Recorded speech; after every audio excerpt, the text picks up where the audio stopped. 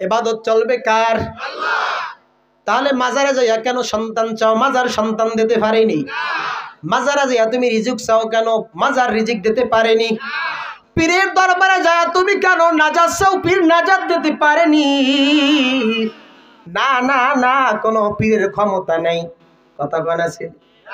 সারসিনার দরবার থেকে এমন কোন ঘোষণা শুনছেন জীবনে যে আমি সারসিনার পীর সাহেব বলছি তোমাদেরকে নাজাতের ব্যবস্থা করে দিব? কথা কোন? বাংলাদেশের মধ্যে এমন কিছু ভণ্ড মাজার আছে, এই মাজারে গেলে বলে বাবাই নাজাতের ব্যবস্থা করে দেয়। আসেনি শক্তি? আছে মনে হয় না?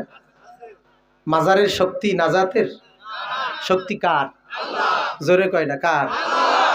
চরমনার মরহুম পীর সাহেব ফজলুল করিম রহমাতুল্লাহি আলাইহি, আল্লাহর ওলি, জামানার ওলি মরহুম পীর সাহেব হুজুর রহমাতুল্লাহি আলাইহি জীবনে তার জবান দিয়ে বলছিনি যে আমি ফজলুল করিম তোমাদের নাজাতের ব্যবস্থা করে দিই।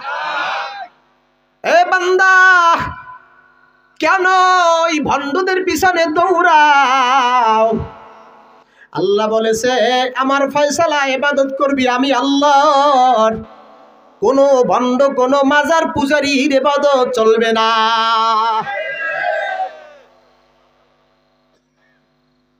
মাজারে যান কেন? মাজারে কি? একজন ব্যক্তি শুয়ে রয়েছে, যেই ব্যক্তি শুয়ে রয়েছে ও নিজেই তো অচল, ঠিক কিনা? ও আবার সচ্ছল মানুষকে দেয় কিভাবে? ও নিজেই তো অচল, ওর থেকে নেওয়ার কিছু নেই, দেওয়ার আছে। কথা কয় না? কি আছে? মাজার থেকে কিছু নেওয়ার নাই, দেওয়া যায়। শাহজালাল রহমাতুল্লাহি আলাইহি সিলেটে শুয়ে রয়েছে, এই শাহজালাল থেকে কিছু নেওয়ার নাই, দেওয়ার আছে। মাজারে যাও, সূরা ইখলাস পড়ো, সূরাতুল ইয়াসিন, সূরা ইয়াসিন পড়ো, সূরা নাস ফালাক পড়ে কবরের জন্য, কবরের মাইয়িতের জন্য দোয়া করে সালে সব করো। দেওয়া যায়? নেওয়া যায়নি। জোরে কোন, মাজার থেকে নেওয়া যায় না। ফয়সালা কার? আল্লাহ। এ বান্দা ইবাদত কর আল্লাহর। একটু আল্লাহ তাআলাকে আপনারা একটু মন খুলে প্রাণ খুলে ডাক দেন, বলেন আল্লাহ, ও আল্লাহ তোমারে আমরা ভালোবাসি, তোমার ইবাদত করে মরতে চাই, দুনিয়ায় কারো ইবাদত করতে চাই না। আল্লাহ তোমার ইবাদত করে মরতে চাই। ও আল্লাহ, আজীবন তোমার কুদরতে পায়ে সিজদা করে যেতে পারি। আল্লাহ তুমি আমারে তৌফিক দাও। তবে বান্দা মনে রাখবে, ইবাদত করবা কেমনে? কোন মানুষের জন্য ইবাদত করবা না, মানুষের জন্য আল্লাহর পায়ে সিজদা দিবা না। আল্লাহ রাসূলকে হযরতে জিবরাইল, হাদিসে জিবরাইলের মধ্যে আছে, হযরতে জিবরাইল আল্লাহ রাসূলে বলেন, ও রাসূল ফাখবিরনি আনিল ইহসান, ও আল্লাহ রাসূল আমাকে ইখলাস সম্পর্কে বলেন, অবগত করেন, আমাকে দ্বীন সম্পর্কে বলেন, অবগত করেন, আমাকে ইহসান সম্পর্কে অবগত করেন। আল্লাহ রাসূল বলেছেন, ক্বালা আন তা'বুদাল্লাহা কান্নাকা তারাহু ফাইন লাম তাকুন তারাহু ফাইন্নাহু ইয়ারাকা। এ বান্দা, তুই যখন আল্লাহ তাআলার ইবাদতের মধ্যে মগ্ন থাকবি, যখন নামাজ দাঁড়াইবি, যখন নামাজ পড়বি, যখন যাকাত দিবি, যখন হজে যাবি, যখন কাবার সামনে দাঁড়াবি, যখন নাকি নবীর রওজায় দাঁড়াবি, যখন তুমি ও বান্দা ঈমান মজবুত করার জন্য ঈমানি মেহরাতে বের হবা, চরমনার ময়দানে যাবা, সারসিনার ময়দানে যাবা, তাবলিগে যাবা, বিশ্ব ইজতেমায় যাবা, এ বান্দা মনে রাখবি, আনতা আবুদুল্লাহা কান্নাকা তারাহু ফাইন লাম তাকুন তারাহু ফাইন্নাহু ইয়ারাকা। এ বান্দা মনে রাখবি, তোর ইবাদত যখন যেটা হবে, তোর মনের মধ্যে এই চিন্তা থাকতে হবে যে আমি আমার আল্লাহ তাআলাকে দেখে দেখে ইবাদত করতেছি।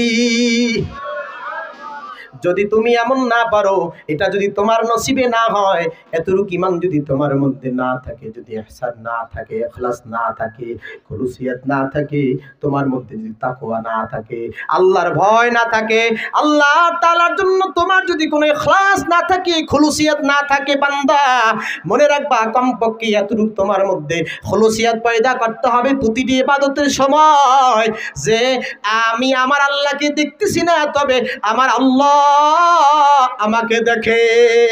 ঠিক কি না? এ বান্দা মনে রাখবি, তোর ইবাদতের সময়, তোমার ইবাদতের সময় কি তোমাকে দেখে খেয়াল করবা?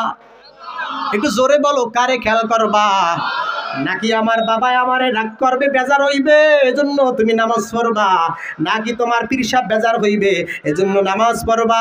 নাকি তোমার দলের নেতা বেজার হইবে, এজন্য নামাজ পড়বা? ইমাম সাহেব বেজার হইবে, এজন্য নামাজ পড়বা? অন্য মুসল্লি দেখে বলবে নামাজ পড়ে না, ওর বাসায় দাওয়াত খাইতে যাওয়া যাবে না, এই জন্য। কার জন্য? ফাইন্নাহু ইয়ারাকা ফাইন লাম তাকুন তারাহু ফাইন্নাহু ইয়ারাকা। হাদিসে জিবরাইলের মধ্যে আছে, মিশকাত ও মুসলিমের হাদিসের মধ্যে আছে, আমি ইবারত শুদ্ধ বললাম আপনাদের সামনে। ফাইন লাম তাকুন তারাহু ফাইন্নাহু ইয়ারাকা। ও বান্দা, যদি তোমার পক্ষে এমন ঈমান না থাকে যে আমি আমার আল্লাহকে দেখে দেখে ইবাদত করতেছি, তাহলে যেন কমপক্ষে এমন হয় যে আমার আল্লাহ আমাকে দেখতেছে। কোন মানুষকে খুশি করার জন্য ইবাদত করা যাবে? যাবে? কথা কম, যাবে? কার জন্য ইবাদত করবেন? আওয়াজ দিয়ে বলেন, কার জন্য?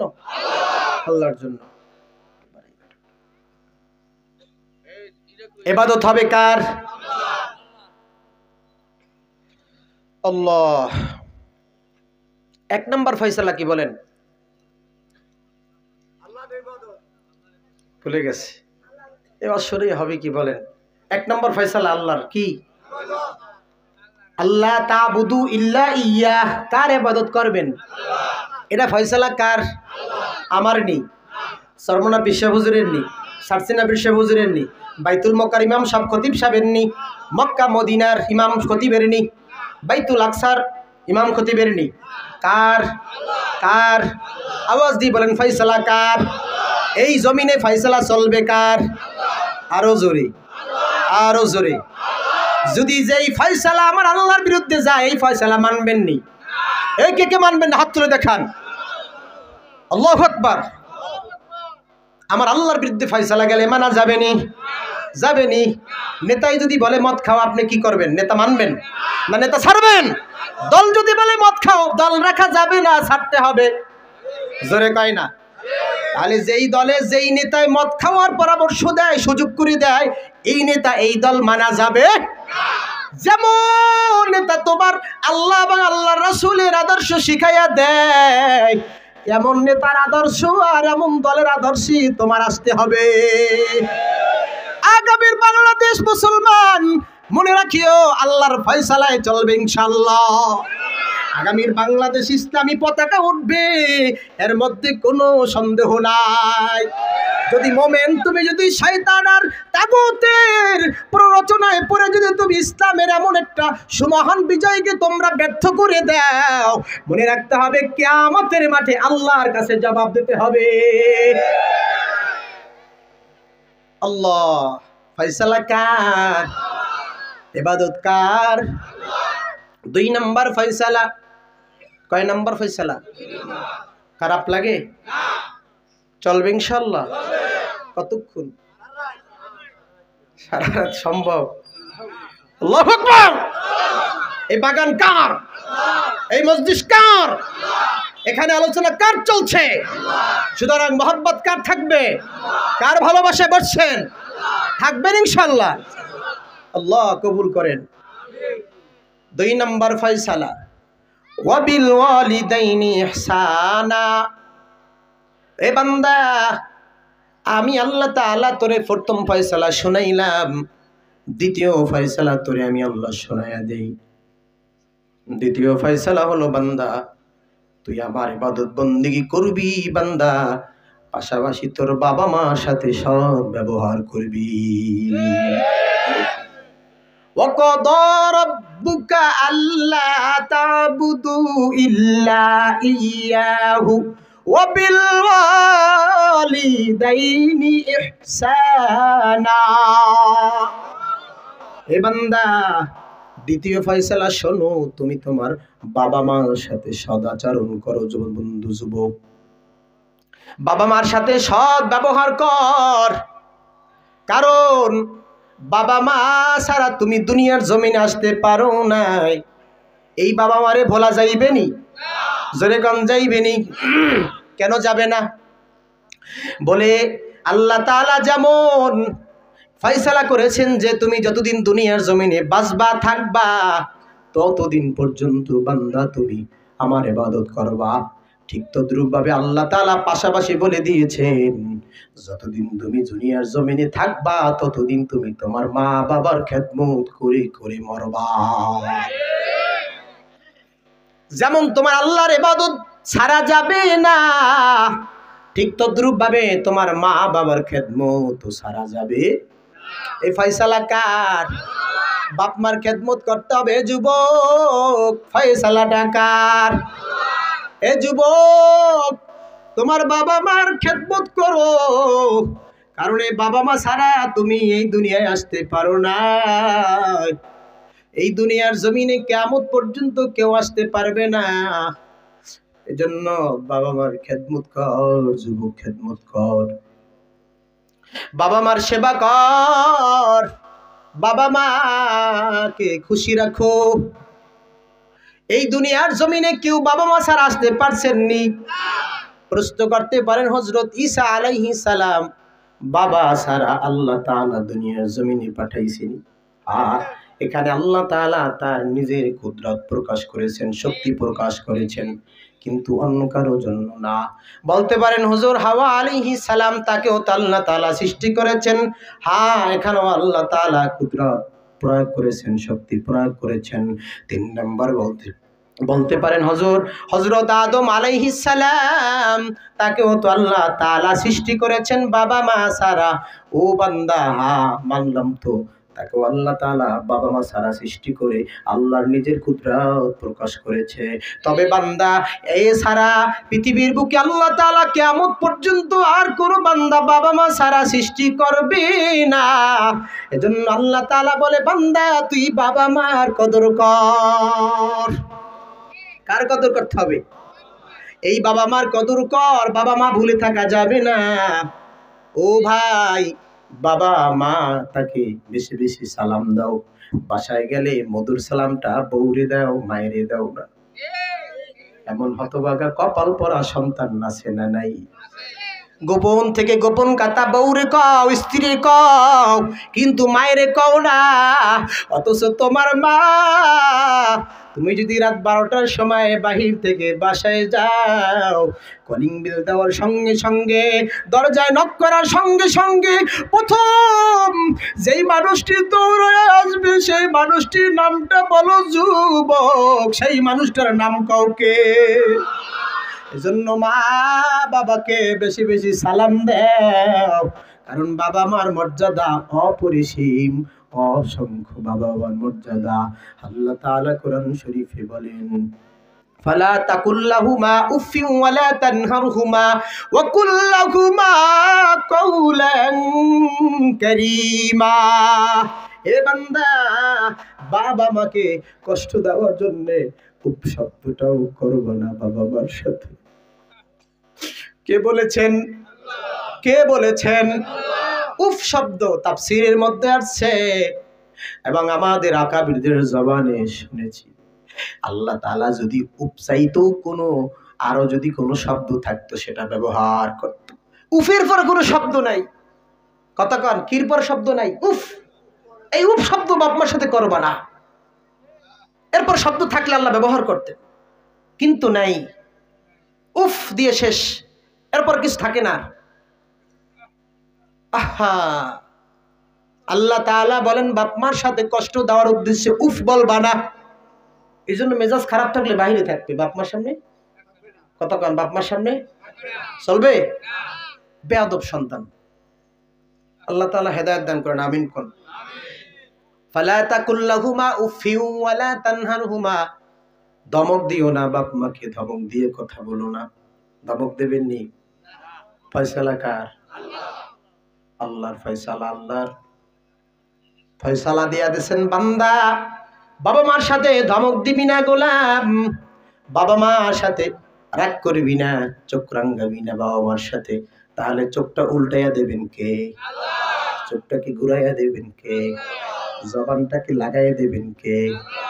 মেধাটাকে নষ্ট করে দিবে কে? হাত দুইটাকে লাগাইয়া দিবে অবাস করে দিবেন কে? পা দুইটাকে অবাস করে দিবেন কে? কলবটাকে দাগ বানাইয়া দেবেন কে? কলবটাকে কালা বানাইয়া দেবে কে? এই জন্য বাবা মার সাথে ওয়ালা তানহারহুমা ওয়া কুল্লাহুমা কাওলান কারীমা। বাবা মার সাথে ধমক দিবি না, উফ করবি না, বরং বাবা মার সাথে পারলে বিনম্রতার সাথে কথা বলবি। জজের সামনে যাইয়া কেমনে কথা কও, ম্যাজিস্ট্রেটের সামনে যাইয়া কেমনে কথা কও, আদালতে যাইয়া কেমনে দাঁড়াও, তুমি যাইয়া তোমার পীরের সামনে কেমনে দাঁড়াও, এর চাইতেও বেশি নমনীয় হয়ে ভদ্র হয়ে মার সামনে দাঁড়াও। ও বাবারা, আমার সন্তান, আপনার সন্তানরা, আমার ভাইরা, বন্ধুরা, এ আমল আছে নাই? আহা, দলের নেতার সামনে এইরকমের ভাই ভাই ভাই, নেতা নেতা, leader leader, he is a my leader. কি হয়েছে? He is a my leader, সে আমার নেতা। কি হয়েছে? নেতার শক্তি আছে জান্নাতে যাওয়ার, নেওয়ার। ওয়াকুল্লাহুমা কাওলান কারীমা, মা বাবার সাথে ভালো আচরণ কর, কারণ মা বাবা তোর জন্য একটা অতুলনীয় দামি সম্পদ। হারায়া ফেললে বুঝবি বাবা মা তোর জন্য কি ছিল। বুঝো না যুবক রে, এ যুবক, তোমার হাতে ধরি পায়ে পড়ি যুবক, বোঝো, বুঝার জন্য বলছি। আমিও আমার নিজেকে সংশোধন করার জন্য বলছি। আমার মধ্যেও তেমন কোনো আমল নেই, আমার মধ্যেও তেমন কোনো আমল নেই, আমার মধ্যেও তেমন কোনো আমল নেই। হ্যাঁ, এটাই সত্যি কথা। তবে বলছি, তোমার জন্য বলছি, আমার জন্য বলছি, অকুল্লাহুমা কাওলান কারীমা।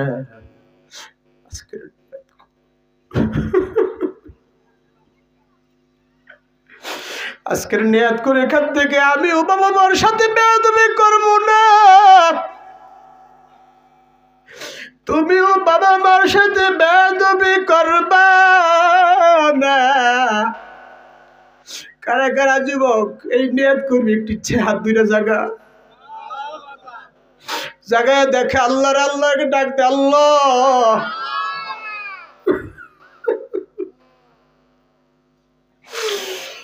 আল্লাহ, আমাদের বাবা মার সাথে তুমি ভালো আচরণ করার তৌফিক দাও। আল্লাহ তুমি তৌফিক দাও। আমি অদম থেকে শুরু করে আল্লাহ এখানে উলামায়ে কেরাম, পাবলিক, আল্লাহ জনগণ, শ্রোতা, দিনদার মুসলমান ভাইরা, সবাইকে তুমি তৌফিক দাও। অকুল্লাহুমা কাওলান কারীমা। শুধু এটা না, এ যুবক, আরো হাদিস শোনামু। বাপমার ফজিলত মর্যাদা শুনবানি। বাপমা যদি কাফের হয়, বাবার খেদমত করা তোমার জন্য ফরজ করে দিয়েছেন কে? মনে হয় বোঝেন নাই। বাপমা কাফের, খেদমত করা ফরজ, এটা করে দিয়েছেন কে? ফরজ করছেন কে? বাপমা জালেম, তোমারে জ্বালায়, তারপরও বাবা মার খেদমত করবি, এই কথা বলছেন কে? মনটারে বুঝা, এ মন, এত সুন্দর সুন্দর আমার মাওলার ফয়সালা কেন তুমি মানো না? বাবা মা এক ভাইকে অন্যায়, এক ভাইকে বেশি সম্পদ দিয়েছে, তোমারে দেয় নাই, এরপরও বাপমার সালাম দেবা ফয়সালা দিছে কি?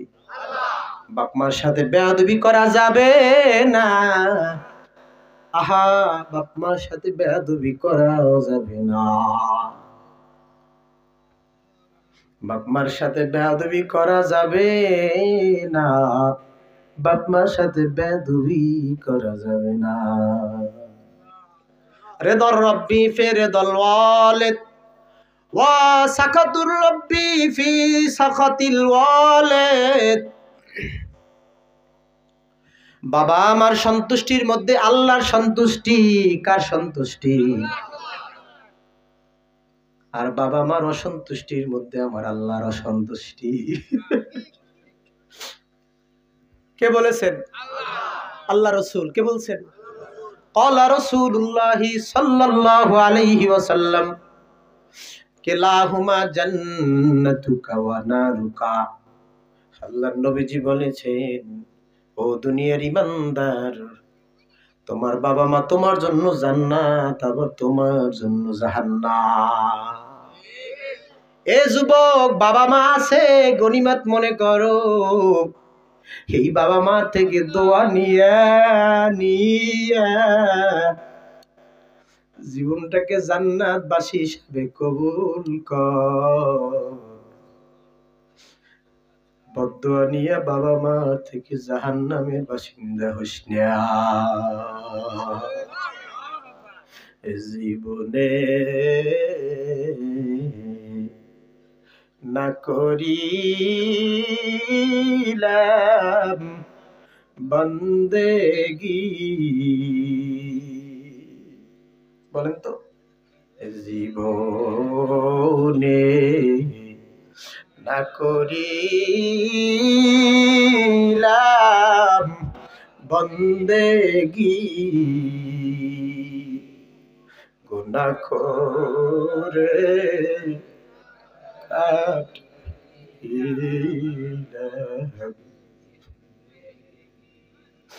গুনাহ করে কাটাইলাম।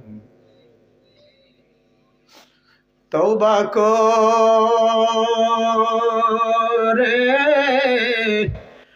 আবার তওবা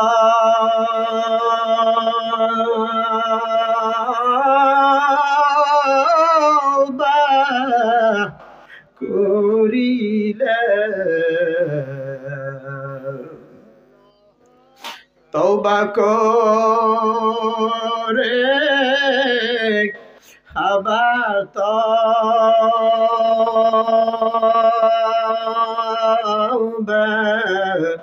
ভাঙ্গিলে, অবশেষে খাঁটি তওবা, অবশেষে খাঁটি তওবা। তুমি যদি মাফ না করো বান্দারে, তুমি যদি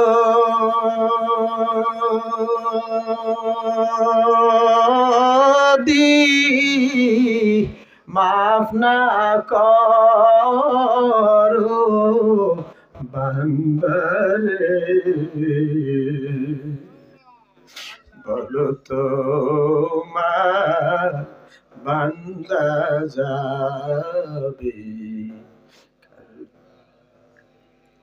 বলো তোমার বান্দা যাবে। বাবাজিরা আমার, ভাইরা আমার, বন্ধুরা আমার, পর্দার আড়ালে মা ও বোনেরা শোনেন, বোঝার জন্য বলছি। আর বেশিক্ষণ সময় নষ্ট করব না, আমি অল্পের মধ্যে ছেড়ে দিব। 10 মিনিট চলুক। আর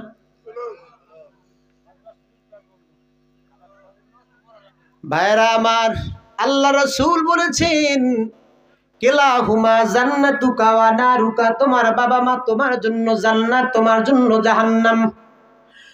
আল্লাহ রাসূল এই হাদিসের মধ্য দিয়া কি বুঝাইলেন? বান্দা, তোমার জন্য তুমি কি জানো নি? তোমার জন্য বার্তা দিয়েছে, বান্দা তুমি যদি বাপ মার খেদমত করে করে মরতে পারো, তোমার জন্য জান্নাত। আর যদি বান্দা তুমি তোমার বাবা মার অবাধ্য হয়ে বাবা মার সাথে বেয়াদবি করে মরো, তোমার জন্য সঙ্গে সঙ্গে কবরখানা জাহান্নাম হয়ে যাইবে, তোমার জন্য জাহান্নাম। কার জন্য জাহান্নাম? ও বাবারা, এ যুবক, তোমাদের বোঝার জন্য বলছি, বাবা মার মর্যাদা অপরিসীম, বাবা মার সাথে বেয়াদবি করিস না। বিশেষ করে মা, তার মর্যাদা, তার অবদান তোর জন্য অপরিসীম, অতুলনীয়। এই জন্য আল্লাহ তাআলা কোরআন শরীফে বলেছেন, হামালাতহু উম্মুহু কুরহা ওয়া ওয়াদাআতহু কুরহা ওয়া হামলুহু ওয়া ফিসালুহু 30 শাহরা। এ বান্দা, তোর বাবা মার অবদান তোর জন্য অপরিসীম, অতুলনীয়, অনুপম। তবে তার মধ্যে তোর মায়ের অবদানটা তোর জন্য অসাধারণ। তোর মা 3টা ধাপে তোর জন্য কষ্ট করেছে। কয়টা ধাপে মনে রাখতে হবে গোলাম? এ যুবকরা, কয়টা ধাপে মা তোমার জন্য কষ্ট করেছে? 3টা ধাপে। হামালাতহু উম্মুহু কুরহা। এ যুবক, এখন তুমি বড় হয়েছো, এখন তুমি হাঁটতে পারো।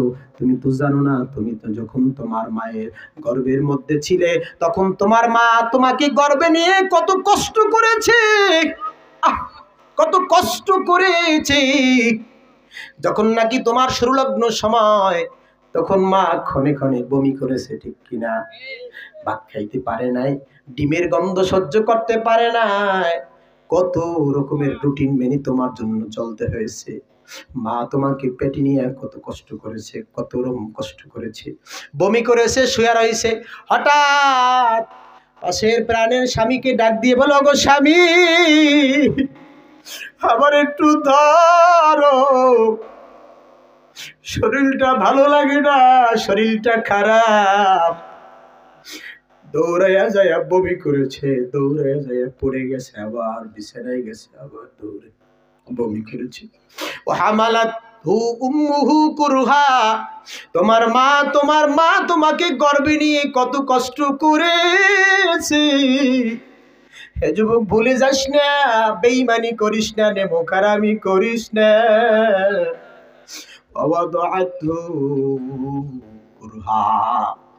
এবং যখন তোমার মা তোমাকে প্রসব করেছে, যখন তোমার মা তোমাকে জন্ম দিয়েছে, তখন কত কষ্ট করেছে।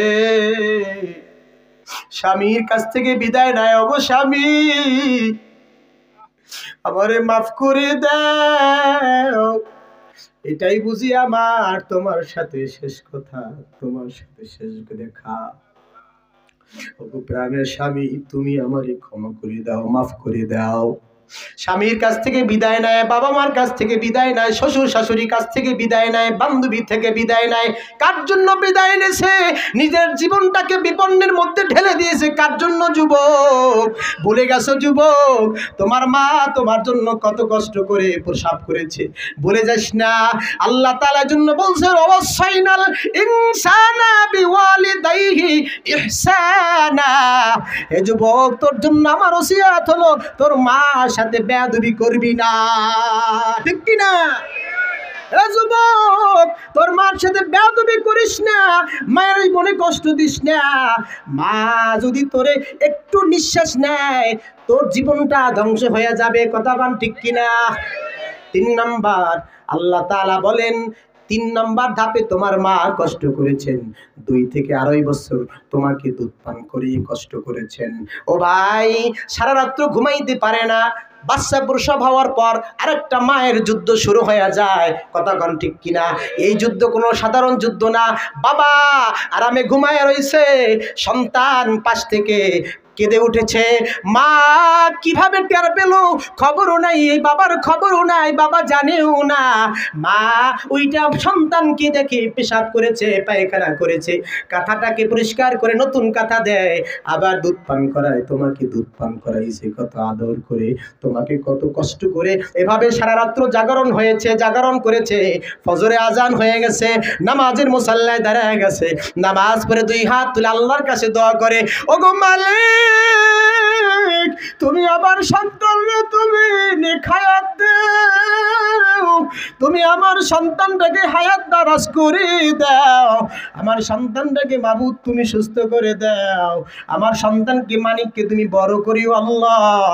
আবার তোমার জন্য আবার মা খেদমত করার জন্য প্রস্তুত হয়ে যায়। এভাবে দৈনিক 20 থেকে 30টা কথা মা তোমার জন্য সাফ করেছে। এই মারে তুই ভুলে যাও যুবক, এই মারে তুই লাথি মারো, এই মারে তুই ঘর থেকে তাড়াইয়া দেও, না না তোর উপর আল্লাহর গজব আসতে দেরি হবে না। কথা কাও ঠিক কিনা? এ যুবক, তোর উপর আল্লাহর অটোমেটিকলি যুবক তোর উপর গজব চলে আসবে।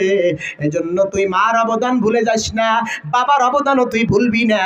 যখন তোর পকেটে টাকা ছিল না ছোটবেলা, বাবা সবাই লজেন্স খায়, আমার লজেন্স খাইতে মনে চায়। বাবা সবাই টিফিনের সময় নাস্তা খায়, ও বাবা আমারও টিফিনের সময় নাস্তা খাইতে মনে চায়। ও বাবা দেখো সবাই পকেটে মোবাইল নিয়ে ঘোরে, বাবা আমার একটা মোবাইল দরকার। ও বাবা সবাই হুন্ডা নিয়ে ঘোরে, বাবা আমারও একটা হুন্ডা দরকার। বাবা সবাই দেখো কত সুন্দর সুন্দর জামা গায়ে দেয়, বাবা আমারও জামা গায়ে দেওয়া দরকার। বাবাই কত কষ্ট করে রৌদ্রে শুকাইয়া বৃষ্টিতে ভেজে ভেজে মাথার ঘাম পায়ে ফেলে তিল তিল করে যে উপার্জন করেছে অর্থ, রিক্সা চালায়া মাটির কাজ করিয়া, এই অর্থ দিয়ে সন্তান তোমার মুখে হাসি ফুটানোর জন্য তোমার বাবা তোমার জন্য কোনো নিজের আরামের দিকে তাকায় না, নিজের শান্তির দিকে তাকায় না।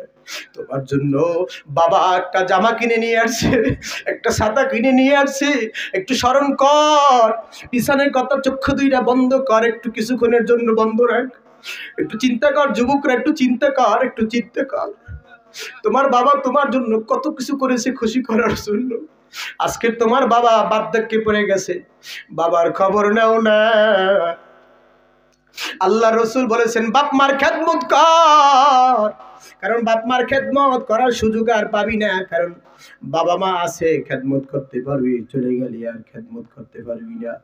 চলে গেলে কাঁদবি কাঁদবি, কাঁদতে হবে, বুঝবি তখন বাবা কি জিনিস, কি অমূল্য ধন। মা কত অমূল্য ধন।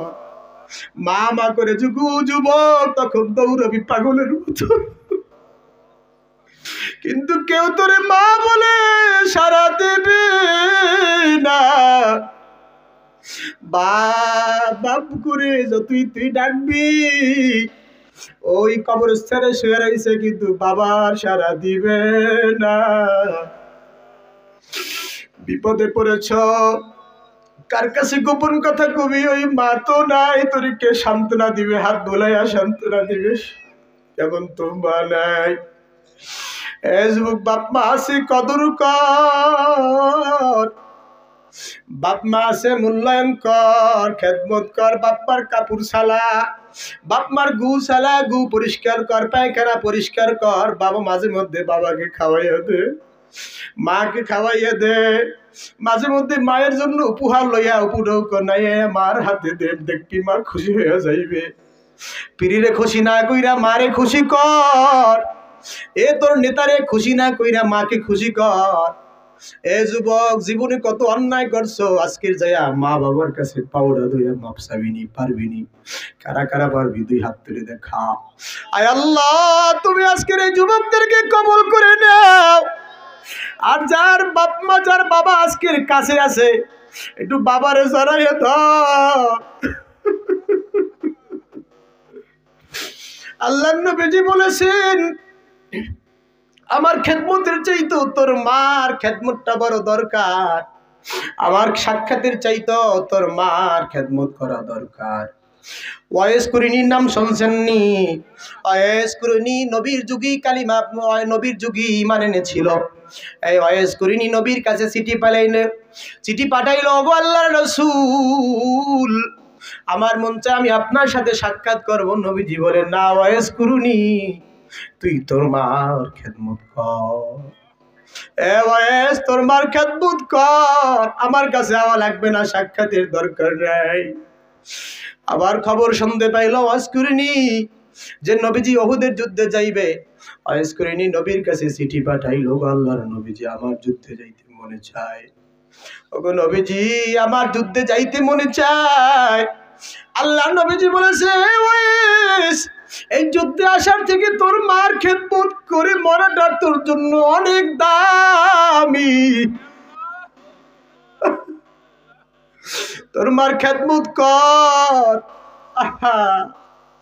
ওয়াইস কুরিনি খবর শুনতে পাইল নবীজি উহুদের যুদ্ধ থেকে দাঁত হারাইছে। ওয়াইস কথা শুনে ওয়াইস বলে যে দাঁত আমার নবী হারাইছে এই দাঁত আমি ওয়াইসের সাথে থাকবে এটা হতে পারে না। দাঁতগুলা টাকায় টাকায় সবগুলা ফালাইয়া দিল। এই ওয়াইস মার খেদমত করছে, তারপর নবী তার সাক্ষাতের জন্য অনুমতি দেয় নাই। এই যুবক পাগলের দল, একটু বোঝার জন্য বলতেছি, মার খেদমতের কত দাম, মার গু সালানোর কত দাম। এই ওয়াইস করিনি মার খেদমত করে ঠকে নাই, নিচে নামে নাই। আল্লাহর নবীজি মৃত্যুর আগে হযরত ওমরকে ডাকলে, ওমর আয় আয় আও, ওমর এদিকে আসো, তোমার সাথে কথা। বলে ইয়া রাসূলুল্লাহ ইয়া হাবিবাল্লাহ, এমন করে আপনি ডাকছেন, কি বলবেন? বলে ওমর আমার একজন পাগল আশিক, আমার একটা পাগল আশিক আছে। এই আশিক আমার সাথে সাক্ষাৎ করতে পারে না, এই আশিক আমার সাথে সাক্ষাৎ করতে পারে না, আমার সাথে জিহাদে যাইতে পারে না। তুমি কি জানো কেন পারে নাই? বলে ইয়া রাসূলুল্লাহ না আমি জানি না। বলে সে তার মায়ের খেদমত করেছে, এই জন্য সে আমার সাথে সাক্ষাৎ করতে পারে না, জিহাদেও যাইতে পারে না। এ ওমর, আমি বলে গেলাম আর আমার একটা জুব্বা রেখে গেলাম, এই জুব্বাটা আমি মৃত্যুর পর যখন নাকি ওয়েস তার মা মৃত্যুর পর আমার কবর জিয়ারত করতে আসবে, তখন আসার পরে কাপু জুব্বাটা তাকে দিয়া আর আমার সালাম জানাবা, বলবা ওয়েস তোমার জন্য নবী আশিক ছিল, নবী তোমারে ভালোবাসতো, জামাটা দিয়ে গেছে। আর ওমর তুমি ওয়াইজের কাছে দোয়া চাইবা। ওমরের মতো সাহাবী তাকেও নবীজি বলেছেন, এই ওমর ওয়াইজের কাছে দোয়া চাইবা, আর আমার গুনাহগার উম্মত তাদের জন্য ওয়াইজের কাছে দোয়া চাইবা। কারণ ওয়াইস মার খেদমত করতে করতে, মার সাথে ভালো ব্যবহার করতে করতে জবানটা এত দামি, এত দাম হয়ে গেছে যে আল্লাহ তাআলা ওয়াইজের কোনো কথা ফিরে দেবে না, কবুল করবে। এজন্য ওয়াইজের কাছে তুমি দোয়া চাইবা তোমার জন্য। ও যুবক, মা বাবার খেদমত করলে দাম বাড়ে না কমে? বাবা মার দিকে একটু ভালো নজরে তাকাইস। কি ওয়াজ করব, কি ওয়াজ করব? এখন বর্তমানে ওয়াজ গেছে ফ্যাশন হইয়া, ওয়াজ হয় কোনো হেদায়েত হয় না, ফায়দা হয় না, ঠিক কিনা? এ যুবক বন্ধুরা, টিভি তো ভালোভাবে তাকাইতে পারো, টিভির দিকে তাকাও, টেলিভিশনের দিকে তাকাও, সিনেমা দেখো, নায়ক নায়িকা দেখো, হলিউড বলিউড কত নায়ক নায়িকাদের নাম মুখস্থ করো, কিন্তু আল্লাহর নবীজি বলেছেন, ও আমার উম্মত, তুমি যদি ঘরের মধ্যে যায়া তোমার মায়ের দিকে একবার নেক নজরে তাকাও, তোমার ওই বুড়া মাটা বৃদ্ধা মাটা খুশি হয়ে যাইবে, আর তোমার জন্য আল্লাহ তাআলা একটা মকবুল হজে সব লিখে দিবে।